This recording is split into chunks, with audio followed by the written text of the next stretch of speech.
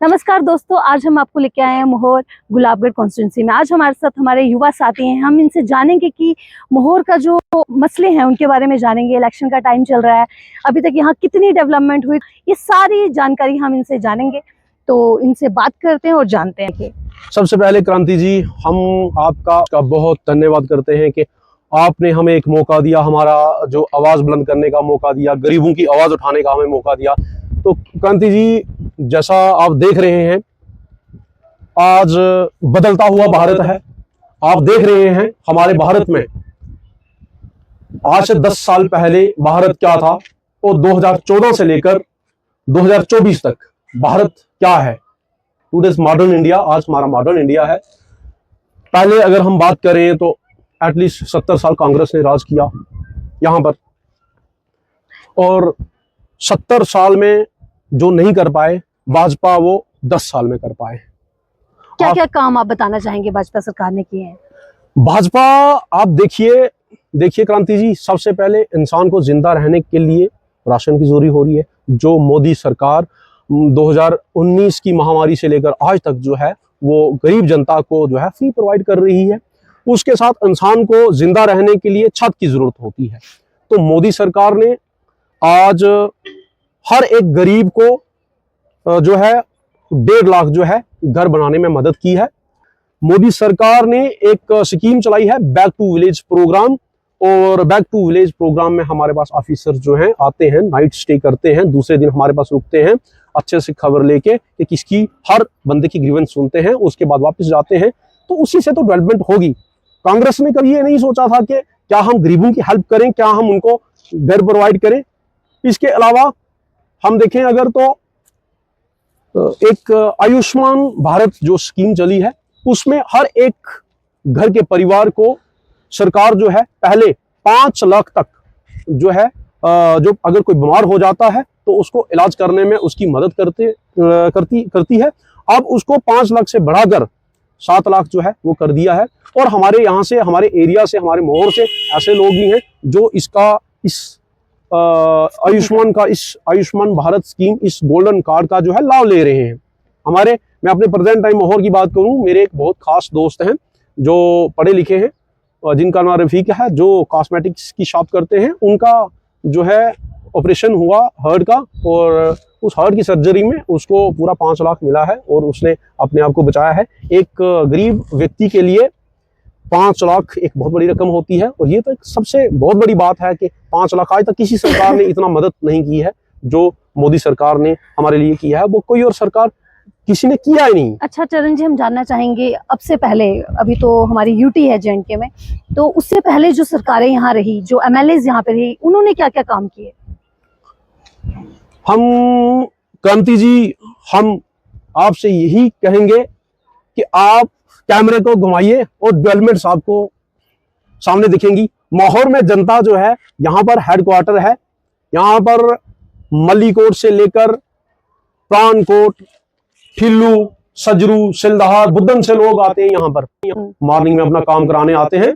और यहाँ पर इतनी ज्यादा डस्ट है कि डेवलपमेंट अगर कराई होती तो आज ऐसा नहीं होता। आप देख रहे हैं हमारी सड़क जो है, आज के टाइम में कितनी बढ़िया सड़क जो है बन रही है, काम जो है चल रहा है। हालांकि हमारा यहाँ से आज तक ना ही मोहर से कोई बीजेपी का कोई MLA रहा ही नहीं, ना ही हमारा मोहर गुलाबगढ़ कॉन्स्टिट्यूंसी से कोई हमारा बीजेपी का, ना ही कोई DDC मेंबर रहा। उसके अलावा भी हमारी भारतीय जनता पार्टी जो है बहुत बढ़िया काम कर रही है। सुंगड़ी से लेकर हमारे गुल तक 1600 करोड़ का प्रोजेक्ट है जो BRO था, और वो BRO जो हाईवे बनने जा रहा है। तो इससे बड़ी डेवलपमेंट की बात हो ही नहीं सकती है। ये मोदी सरकार ने दिया है, तो ये मोदी सरकार का हमारे लिए, हमारी गरीब जनता के लिए बहुत बड़ा तोहफा है।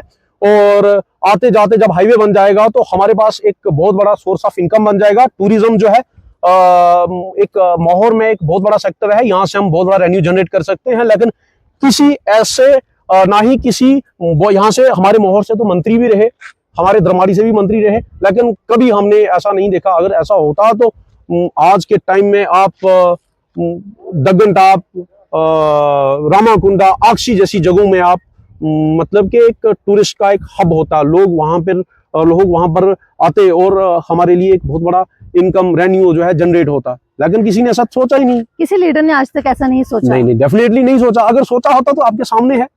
और जो प्रोडक्शंस ऐसे भी शूट करती है, अब देखते हैं। और जो प्रोडक्शंस ने इतने सारे बहुत इतने अच्छे बढ़िया बढ़िया मोहर को रिप्रेजेंट किया, हमारे भटोई को रिप्रेजेंट किया, हमारे सजरू को रिप्रेजेंट किया है, दगन राव को रिप्रेजेंट किया है। चमन लहरी जी के जो आने वाले सॉन्ग्स हैं जैसे उनमें भी हमें देखने को मिल रहा है। तो आप माहौल को कहीं ना कहीं रिप्रेजेंट कर रहे हैं। तो मैं तो एमएलए से बेहतर आपको समझता हूं कि आप माहौल को रिप्रेजेंट कर रहे हैं कि हमारा माहौल भी इतना सुंदर है, हमारा माहौल भी इतना खूबसूरत है। थैंक यू चरण जी। अब हमारे साथ और भी यहाँ के युवा लोग हैं जो काफी एनर्जेटिक हैं। वो जानते हैं कि हमारे लिए कल के लिए कौन लीडर हमारे लिए बेहतर है, तो हम उनसे भी बात करेंगे। मेरा नाम मोहम्मदीन बाली है, मैं गुलाबगढ़ ब्लॉक से बिलोंग करता हूँ। हमारे मोहम्मद जी, हम जानना चाहेंगे यहाँ के क्या मसले हैं, क्या प्रॉब्लम्स हैं जो आज तक सॉल्व नहीं हुई है, और अब इलेक्शन का टाइम है, एक बहुत बड़ा मौका मिला है कि हम एक अच्छे नेता को चुन के सामने लाएं जो हमारे काम, हमारे मसले, हमारी एजुकेशन, हमारे हेल्थ सेक्टर को सही कर सके। देखो मैम, इसमें तो हमारे पास इतने सारे इश्यूज हैं कि मेरे ख्याल में बीजेपी गवर्नमेंट के सिवा किसी के पास उतना सोल्यूशन होगा नहीं। क्योंकि हमारे यहाँ तो पहले चरण सर ने कह दिया, ना हमारे रोड्स नहीं थे, ब्रिजेस नहीं थे, यहाँ पे अभी भी स्कूलों का इंफ्रास्ट्रक्चर अच्छा नहीं है। पीछे हमारे गुलाबगढ़ में ऐसे ऐसे स्कूल्स हैं जिनकी बिल्डिंगें नहीं है, जो दरख्तों के नीचे चल रहे हैं। तो मेरे ख्याल में इस टाइम जो हमारा यूथ है वो सब अगर उस गवर्नमेंट को सपोर्ट करे जो सेंटर से लेकर ग्राउंड लेवल तक होगी, एक स्ट्रीमलाइन सिस्टम होगा, तो बेहतर ये रहेगा कि हमारे बीजेपी के कैंडिडेट को यहाँ पे अगर जिताए ये लोग तो हमारा डेवलपमेंट भी होगा। क्योंकि पहले ऑलरेडी 14 सालों से 10 सालों से यहाँ पे अच्छा काम हुआ है जब यूटी सरकार रही। तो मेरे ख्याल में, मेरी नज़र में इन 10 सालों में जितना काम हुआ पिछले 60 सालों में नहीं हुआ। और उसके अलावा जो यहाँ के लोकल नेता रहे, हमारे मिनिस्टर रहे, उनसे यहाँ कोई ग्राउंड नहीं बना। आज भी अगर वो रैली करने जाते हैं तो लोग के घरों में, लोग के छतों पे रैलियां करते हैं। क्या यहाँ पे कोई स्पोर्ट्स स्टेडियम है?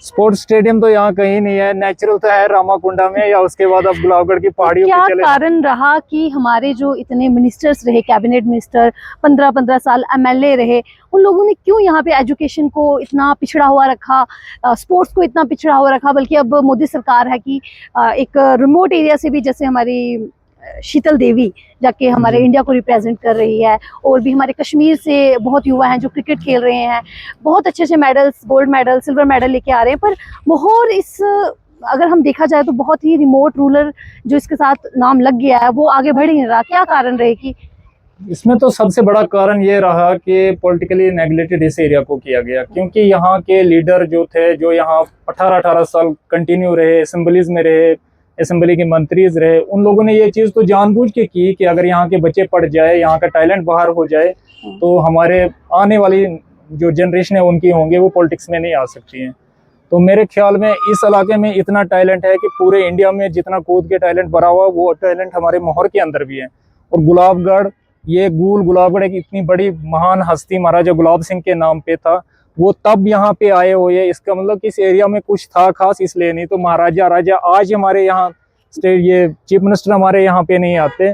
हमारे एमएलए यहाँ से इलेक्शन जीत के जाते थे और 5-5 साल मुड़ के वापस नहीं देखे मैंने।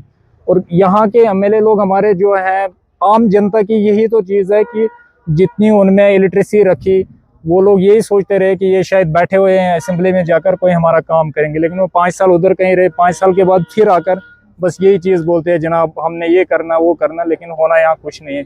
अगर आज की यूथ, आज की जनता बेहतरीन कर सकती है कि अगर वो बीजेपी के हक में वोट दे दे, हमारे ये चौधरी अकरम साहब को जिताए, तो एक स्ट्रीम लाइन होगा और डेवलपमेंट। जी नमस्कार, मेरा नाम हरवचन सिंह है और मैं माहौर का ही रहने वाला हूँ। एंड फर्स्ट टाइम हम ऐसे है कि बढ़ चढ़ के हिस्सा ले रहे हैं यूथ कि आज तक हमें कोई पॉलिटिक्स पूछती नहीं थी। जो हमारे दादे थे, बुजुर्ग थे, उनके साथ ही पॉलिटिक्स खेली जाती थी, तो वो इतने पढ़े लिखे भी नहीं थे। तो आज जैसे अब इलेक्शन आए तो इस टाइम पे मैक्सिमम देखोगे आप यूथ है, इलेक्शंस में यूथ पार्टिसिपेट कर रहा है, आगे आ रहा है, और अच्छे से मेरे को लग रहा है इस बार कि डेवलपमेंट करवाएगी यूथ। जो भी बनेगा, मैं नहीं ये कहूँगा कि हमारा बीजेपी का बनेगा, एनसी का बनेगा, कांग्रेस का बने, जो भी बनेगा। और इस बार यूथ इतना अवेयर है और इतना पढ़ा लिखा है, किसी कोई भी चीज़ यहाँ से, जैसे कुछ ऑफिस उठा के लिए, जो भी हैं अपने यहाँ के मोहर के नाम पे आए हुए, और आज मतलब उनको शर्म। ये क्या पूरा मसला है कि जैसे बहुत लोगों से सुनने को मिला कि मोहर के नाम पे कॉलेज आया और जी, जी, कभी कॉलेज बदला ले आया, लिया अभी भी और नाम लोगे तो मोहर कभी के नाम पे चल रहा है बरमाड़ी। डॉक्यूमेंट्स पे, और बरमाड़ी पे गया, जो भी है जितने भी ऑफिस हैं, हमारे फॉरेस्ट का ऑफिस है और सेरिकल्चर है, जो भी मतलब सब डिवीजन के ऑफिस हैं वो सारे धर्माड़ी में बनाए गए हैं। दरमाड़ी में क्यों लिए वो ऑफिस? वही देखो ना, अब पहले तो ऑफलाइन सिस्टम था, अभी ऑनलाइन हुआ है, तो जब से ऑनलाइन हुआ है तो पता चल जाता है क्या चीज कहाँ पे आ रही है। ऑफलाइन था तो किसी को पता भी नहीं रहता था और लोग अवेयर भी नहीं थे, तो जब बिल्डिंग बनती थी कोई ऑफिसर आ रहे हैं वहां पे बैठ रहे हैं, फिर पता चलता था कि ये इस डिपार्टमेंट का ऑफिस है। तो अभी तो मैं यही कहूँगा कि जो हमारे लीडर आ रहे हैं इस टाइम पे, जो पुराने लीडर हैं स्पेशली, उनको तो इतनी थोड़ा बहुत वो होना चाहिए कि आज वो आते हैं जल से, मतलब हमसे पूछते हैं यार छत दे दो हमें, जलसा करना है, या थोड़ी सी जगह दे दो हमें, बैठने के लिए जगह नहीं है। भाई उनको पूछे ना आज यूथ के आपने किया क्या है, 15-15 साल रहे आप, 18-18 साल रहे यहाँ पे, तो बैठने के लिए जगह तक नहीं बना सके वो तो और उसके बाद देखो अभी तक यहाँ पे कोई अपना स्पोर्ट्स स्टेडियम तक नहीं बनाया गया है। और फिर बोलते हैं यहाँ का यूथ देखोगे मैक्सिमम जो ड्रग्स की तरफ जा रहा है, जगह नहीं है, रोड है, अभी रोड का देखोगे तो रोड 4 दिन ग्रिफ आती है, 5वें दिन चली जाती है। अभी मार्केट देखो, मार्केट का चलो जो बना इंफ्रास्ट्रक्चर जो बनाया लोगों ने खुद से, बट जो थोड़ा कैसा करते हैं उसके बाद पता नहीं क्या होता है, उनको चले जाते हैं, फिर हम मार्केट के लोग उठेंगे 4 दिन, उसके बाद फिर आ जाता है। तो मैं यही कहूँगा कि लोग अवेयर होकर वोटिंग करें इस बार और किसी अच्छे कैंडिडेट को जिताना चाहिए। हमारे ख्याल से तो अगर 10 साल में बीजेपी ने इतना ज्यादा चेंज लाया तो मैं यही चाहता हूँ कि यहाँ पे भी मौका देना चाहिए हम लोगों ने, यूथ ने मिलकर स्पेशली। शुक्रिया शुक्रिया।